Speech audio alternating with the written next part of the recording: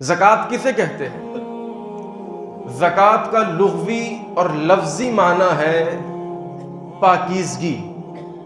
زکوٰۃ کا معنی ہے اضافہ کرنے کے، پاکیزگی حاصل کرنے کے۔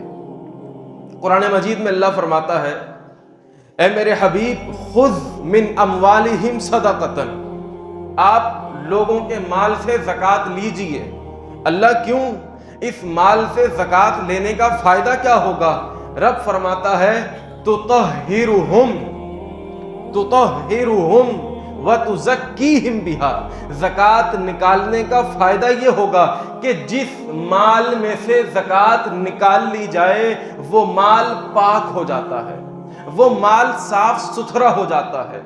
وَتُزَكِّيهِمْ بِهَا، جو انسان زکوٰۃ نکالتا ہے تو زکوٰۃ نکالنے کے فائدہ اور ثمرات اور نتیجہ یہ ہوتا ہے کہ انسان کا تزکیہ ہو جاتا ہے، پیوریفیکیشن کے مرحلے سے وہ گزر جاتا ہے۔ تو زکوٰۃ کا مطلب کیا ہوا؟ پاکی، صفائی، ستھرائی، اضافہ، پیوریفیکیشن۔ مال کی زکوٰۃ نکالنے سے مال صاف ہو جاتا ہے۔ مال کے اندر اگر کہیں بھی کوئی حرام کی آمیزش ہو گئی تو اللہ اس زکوٰۃ کے نکالنے کی برکت سے اس مال کو پاک صاف کر دیتا ہے۔